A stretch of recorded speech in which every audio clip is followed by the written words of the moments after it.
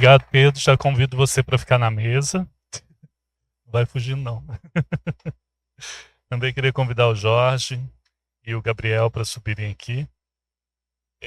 As perguntas foram repassadas para eles fizeram uma síntese, menos as do Pedro, tá? As do Pedro chegam por último.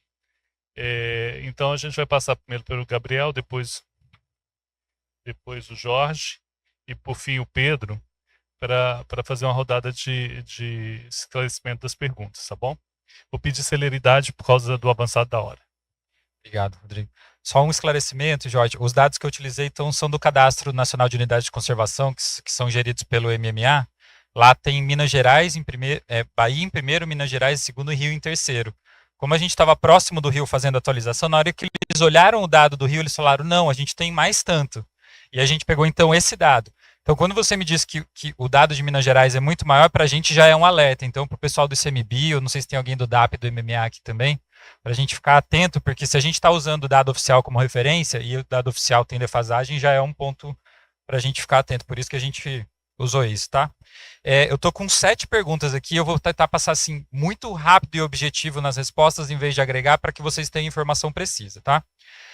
A primeira pergunta é sobre o mercado de carbono, a lei do Sistema Brasileiro de Comércio de Emissões, se as cotas estão dentro desse pacote. A gente tem conversado com o Ministério da Fazenda, existe um artigo, o artigo 56 dessa nova lei, ele cria um mecanismo de compra obrigatória de créditos de carbono. Ainda está longe da regulamentação, mas existe essa possibilidade que empresas de seguro e de previdência tenham que comprar créditos de carbono. Nossa conversa com a Fazenda é para ver se a cota pode cumprir esse lugar, de ser a geradora dessa demanda obrigatória. A gente ainda está muito longe de ter a resposta, mas se a resposta for positiva, a gente tem uma estimativa de ter um mercado seguro e fixo de aquisição de cotas que pode chegar aí na casa de alguns bilhões de reais por ano. Melhor dos mundos, né, onde a gente teria, né, uma fonte de financiamento. Mas agora não dá para a gente garantir que isso vai acontecer. Sobre o fluxo das cotas em relação à aprovação dos estados. Como é que os estados vão fazer a aprovação da compensação da reserva legal? O próprio estado emite a cota, né? O Serviço Florestal emite a proposta que o estado encaminha. Ou seja, em tese a gente não vai ter muita dificuldade do próprio estado reconhecer que aquela cota é válida. Isso posto, na hora que o proprietário faz ali o termo de compromisso, assina o termo de compromisso de regularização ambiental, ele tem que indicar quais vão ser os métodos que vão ser utilizados para compensação ou para regularização. Se a cota for indicada como um método, a gente vai ter que estabelecer um prazo para que essas cotas sejam adquiridas. E aí, a cota adquirida é uma cota válida. Então, o Estado já vai ter isso atrelado automaticamente ao SICAR. A gente está preparando o SICAR para recepcionar de volta o imóvel que tenha passivo com a informação da cota adquirida. Tá? Compra e negociação, a gente vai depender das instituições financeiras que forem intermediar essa relação. A cota, ela não vai ser vendida diretamente entre privados, e é uma outra pergunta que foi feita aqui. Qual a diferença para a servidão ambiental? Servidão ambiental é um contrato estabelecido entre privados. A cota, ela vai ter uma intermediação, porque a gente precisa levar ela a registro de instituições financeiras e bolsa de valores. Então, obrigatoriamente, pela lei, a gente precisa fazer esse movimento. Quando a gente faz esse movimento, quem for comprar não vai comprar de uma pessoa específica. Vai comprar por meio dessa plataforma. Para a gente, isso é uma vantagem. Porque você está dando a chance de qualquer pessoa, em qualquer lugar, comprar uma cota. E por isso que se abrem outras possibilidades. E não necessariamente só a compensação de reserva legal. Tá? Adquirir as cotas, levo junto os direitos sobre os créditos de carbono, biodiversidade, etc. A lei diz que não. Tá? Então, do jeito que está previsto em lei, o fato de você transferir a titularidade da cota não te impede de fazer a venda de outros serviços ambientais associados a esse espaço. Qual é a nossa preocupação e previsão quando o mercado se estabelecer de fato? O contrato que vai ser assinado entre a intermediação financeira e quem vai ser o titular da cota, talvez demande ou preveja que quem seja o titular da cota também adquira esses direitos, porque isso provavelmente vai afetar o valor dessa cota. Então, a gente não espera que a gente tenha uma situação onde a cota foi vendida e vocês estão lá também vendendo crédito de biodiversidade, crédito de carbono, crédito de beleza cênica. Eu acho que é pouco provável que tenha tantas possibilidades assim de vender os direitos sobre essa área, os serviços sobre essa área. Então, a gente imagina que a cota instituída, por mais que a lei preveja que não carregue os serviços ambientais associados, a gente tem a impressão que o mercado vai de alguma forma demandar isso, porque senão você vai criar essa coisa do beliche de cotas, né? Então a gente acha que isso talvez não vai funcionar. Se os valores vão ser iguais entre áreas de RPPN e outras cotas, não sabemos. Vai depender do mercado, do interesse de diferenciar essas cotas. A gente vai ter a informação no demonstrativo de que essa cota é uma cota de RPPN. Se o mercado vai ter interesse ou não de diferenciar isso, não sabemos, tá? O fato de não ter sido analisado, o esforço de análise do CA em relação às RPPNs. O que o Rio de Janeiro está fazendo? Priorizando os cadastros com RPPN. Eles já estão fazendo isso para que a gente possa colocar CAR com RPPN na frente da fila para que elas possam ser passíveis de emissão de CRA. Não podemos garantir que todos os estados vão fazer isso, mas com o Rio de Janeiro a gente conseguiu negociar. Sobre a servidão ambiental da CRA. Servidão pode ser aplicada para RPPN? Boa pergunta, não tenho certeza. Você pode, a servidão ambiental da CRA. A diferença da servidão ambiental da CRA. A CRA tem esse custo de transação baixo que eu falei para vocês. Negociada em mercado, né, com um título certificado que pode ser negociado de qualquer forma. Servidão ambiental, 1 para 1. Contrato entre particulares. Eu vi a Roberta falando que dá para fazer obrigação. Tá.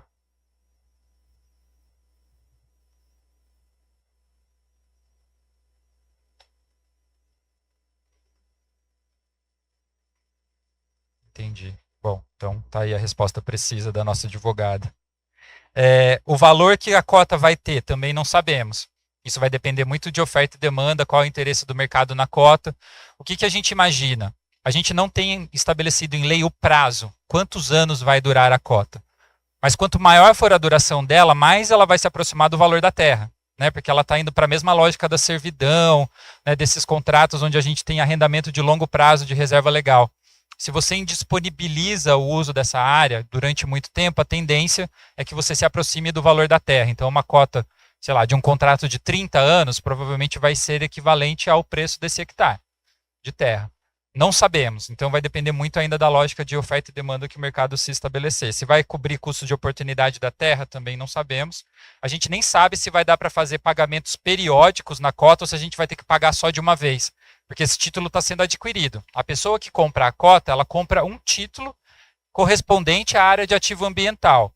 A gente vai ter mecanismo financeiro para fazer pagamentos periódicos? Não sabemos. Ou a gente vai ter que pagar isso de uma vez, e aí você vendeu uma vez só, né? Vendeu e está lá com esse recurso. Daqui a 10 anos, você vai receber alguma coisa por isso? Vai ter alguma taxa se essa cota for revendida no futuro? Ainda não sabemos, tá? Já terminando aqui. Emissão de cota pode ser combinado com crédito de carbono de outras modalidades? Eu falei disso, né, da questão dos beliches. Calendário para as emissões em outros estados. Até o final do ano, Rio de Janeiro, a gente quer fazer até a COP, até novembro, a emissão do Rio de Janeiro. Outros estados dependem do interesse e da capacidade da geração dos laudos comprobatórios e de todas as negociações que a gente precisa fazer. São Paulo, Ceará, Amapá, Minas Gerais, Paraná e Santa Catarina nos procuraram no nosso evento há 2 semanas atrás, manifestando interesse de fazer a emissão das cotas. Tá, mas a gente está consolidando com o Rio de Janeiro todos os procedimentos para poder avançar. Última pergunta. Podemos utilizar o programa da CRA em imóveis envolvidos na compensação ambiental? É um pouco a mesma lógica. A lei não impede que você faça, que emita a CRA em imóveis que já tiveram compensação, que já estão servindo compensação ambiental. Mas do ponto de vista do interesse do mercado, eu acho que isso vai gerar algum tipo de dificuldade, porque você estaria vendendo 2 vezes o instrumento compensação. A gente não tem regulamentação para isso, mas acho que vai ser um problema na hora que a gente implementar. Fechei, todas. Obrigado, Gabriel. Jorge. Bom, a mim, eu acho que ou eu fui muito claro ou não despertei interesse. Só tem 2 perguntas aqui, é bem simples, mas assim, tem alguma estratégia de divulgação e popularização do conceito de RPPN ou de reservas privadas, considerando que o grande público não sabe o que significa um RPPN e nem tem a possibilidade de se criar uma reserva particular e perpétua. A gente tem sim uma estratégia de divulgação de RPPN, eu acho que na maioria das organizações, a exemplo de Funatura, a exemplo de Biodiversitas, a gente trabalha bastante essa questão de divulgação das vantagens, divulgação dos ativos, das oportunidades e criando RPPNs. Você perguntar isso via confederação, a confederação não. Eu acho que talvez seja uma demanda que a gente possa levar para a confederação. A confederação é mais um espaço que a gente agrega os proprietários, que a gente discute estratégias, que a gente, assim, qual é o grande desafio de uma entidade como a confederação? Ela não tem recurso. Então, assim, se a gente, como movimento, não está aquecido, se a gente dizer para o associado a gente precisa de uma cota de R$10 por mês, a gente tem receio que ainda, sem uma devolutiva de resultados financeiros para a RPPN, a gente possa ter uma debandada geral. Então, a confederação ela funciona de forma voluntária, claro, tem uma diretoria, tem os conselhos, conselho consultivo, conselho fiscal, mas o operacional da confederação ela é tocada de forma voluntária. Mas as organizações que atuam com apoio às RPPNs, essas sim, têm um processo de divulgação. Você me pergunta, como é que você acha que a sociedade percebe a RPPN? Não percebe. É incrível, é uma grande oportunidade para o movimento. Apesar do número, quando a gente conversa de RPPN com as pessoas dizem, peraí, já aconteceu comigo algumas vezes, com o Pedro certamente já deve ter acontecido, da gente sensibilizar um proprietário fechar, não, eu topo fazer RPPN, aí você volta, aí semanas depois o cara te liga, cara, você me enganou. Como assim, cara? Você está tentando tomar minha terra. Conversei com os amigos meus, se eu criar RPPN, o governo vai tomar conta da minha terra. Então existe, de fato, uma desinformação muito grande que a gente vai vencendo com o Congresso, com reuniões como essa que estão acontecendo aqui.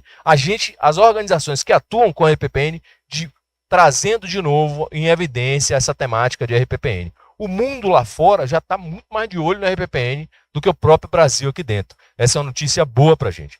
Então existem pessoas lá fora que querem financiar a RPPN, que querem apoiar a estruturação de RPPN, que querem apoiar cercamento de RPPN, enfim, diversos tipos de apoio estão chegando para as RPPNs, embora os brasileiros ainda conheçam pouco. Então é um dever de casa que essas organizações, nós do terceiro setor, temos que fazer. A segunda pergunta é se existe uma taxa de inscrição. Não, o congresso é 100% gratuito, vai acontecer no melhor espaço de Minas, que é o Minas Tênis Clube, entendeu? No centro de Minas, pertinho ali da Praça da Liberdade, o Circuito Cultural de Minas, então é um espaço muito legal. Eu só diria que quem tiver interesse de participar, tem que se inscrever rápido. Porque assim, a nossa expectativa é que a gente feche as inscrições quando a gente chegar a 550 inscritos. E hoje a gente está com 422. Então, para 550, esse sprint final, a gente espera que tenha muita inscrição. Nós não divulgamos na grande mídia o Congresso, porque a gente ficou com medo de, ao divulgar o Congresso na grande mídia, a gente não ter o público que mais nos interessa, que é o público de RPPNista, de pesquisadores, de pessoas afins à conservação.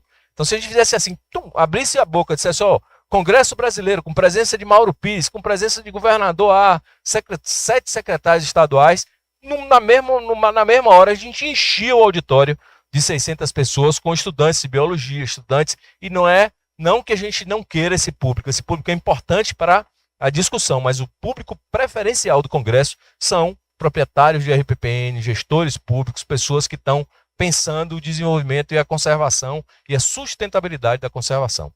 É isso, gente. Obrigado.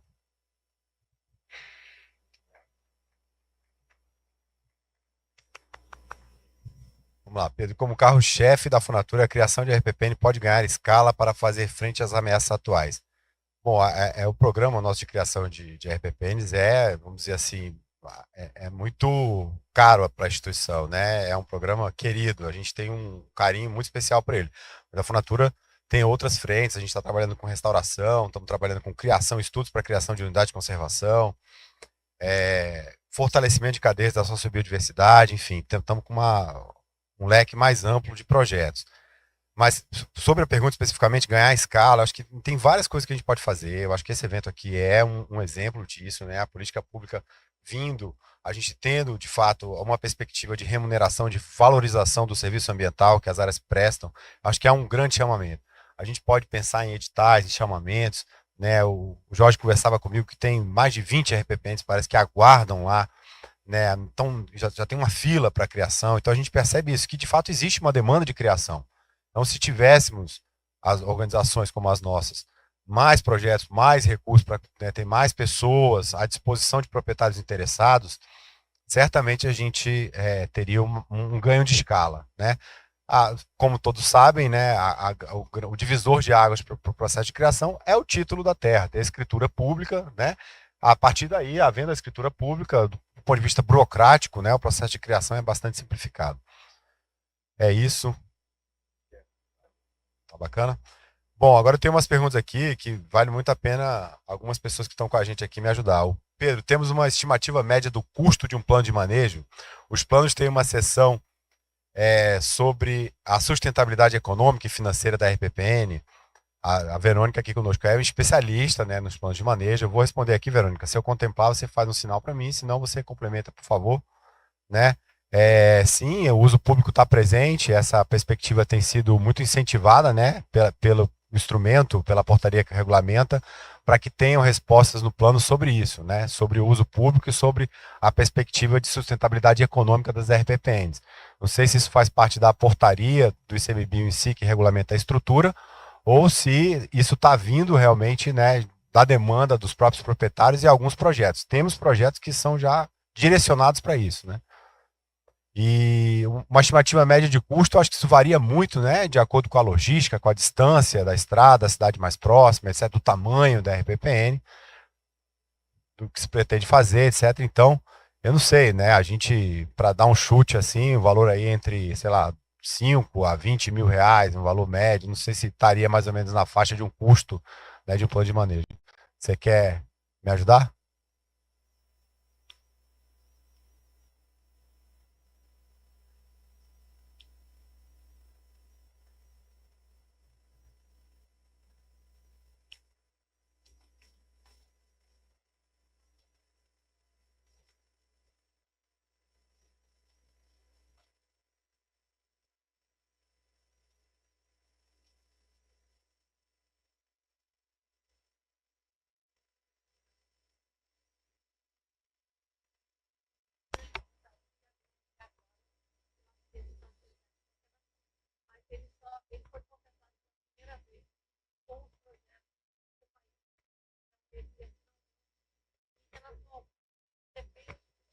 Por favor.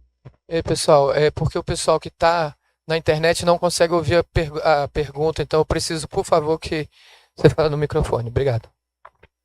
Então, só rapidinho, em relação ao uso público, todos os nossos planos de manejo a gente contempla como um projeto específico. Isso não está no roteiro metodológico, mas na Funatura nós colocamos isso porque entendemos que realmente é uma estratégia econômica, mas isso depende se o proprietário quer o uso público ou não. Em relação à questão econômica, nós não tínhamos a sustentabilidade econômica específica, nós nunca tínhamos colocamos a primeira vez no Copaíbas, que foi uma exigência do próprio edital do Funbil, e aí também foi um grande desafio, porque essa questão da sustentabilidade, a gente também, todos nós estamos aprendendo, os proprietários estão aprendendo, então estamos juntos em relação a isso. E em relação ao preço, isso varia muito. Os nossos planos de manejo, normalmente, eles acabam ficando com um preço um pouco mais reduzido, porque a gente faz numa escala maior e a gente consegue otimizar a equipe ou otimizar o valor. Mas o preço, ele é um pouquinho mais alto do que você colocou, Pedro, mas depende da região. Perfeito, obrigado, Verônica. A última pergunta, vocês já estudaram sistemas de bonds, como os Panda Bonds, para financiar as RPPNs? Bom, a gente já tem, né, estudado principalmente crédito, né, crédito de carbono, crédito de biodiversidade, temos estudado, dialogado, buscando uma solução, uma alternativa, para que a gente possa levar isso para um caso concreto, como, por exemplo, essa rede de proprietários que está se formando, né, na Chapada dos Veadeiros. Recentemente a gente prestou uma consultoria para o BID, né, com o apoio do Chico, sobre créditos amazônicos, né? O BID contratou a Funatura para que a gente apoiasse o processo de consulta pública, né, dessa proposta de créditos amazônicos que vem sendo liderado pelo BID.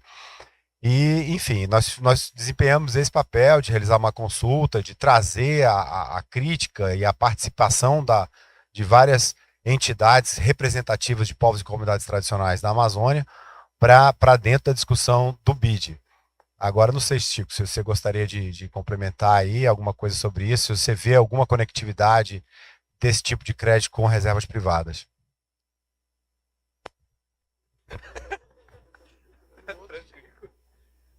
Não, Pedro, eu acho que é isso.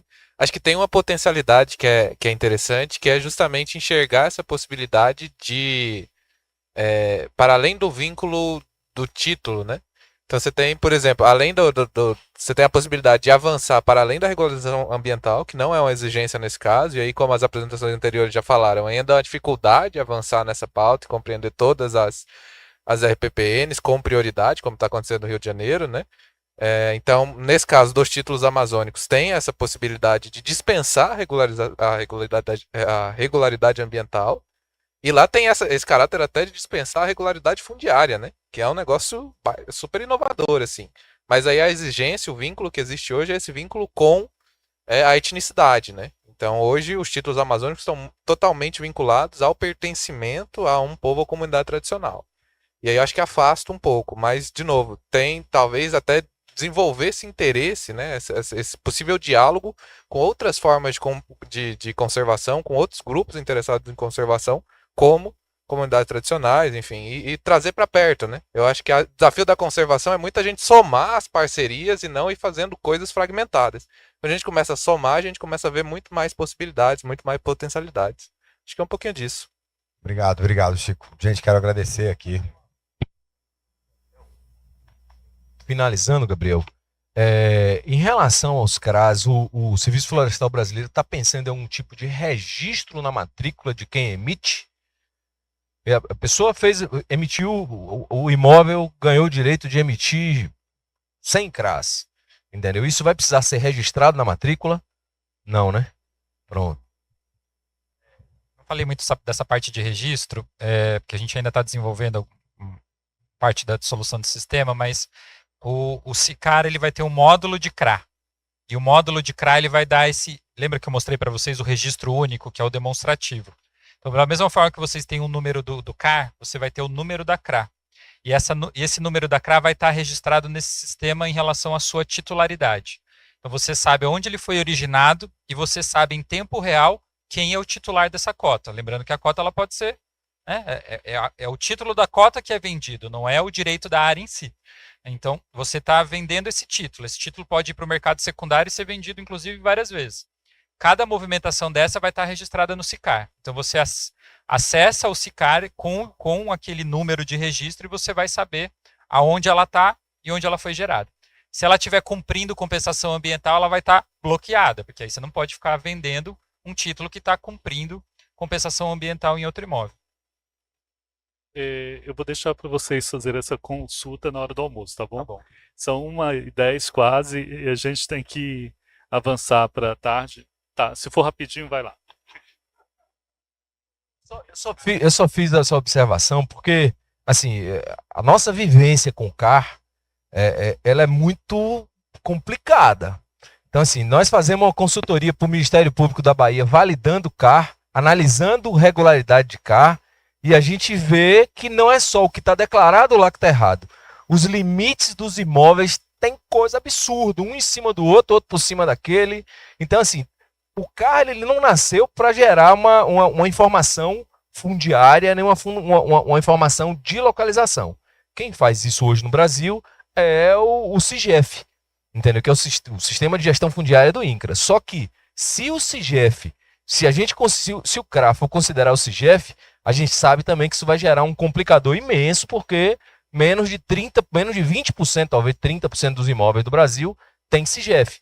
Mas a segurança de localização com equipamento de precisão, só com o SIGEF, né?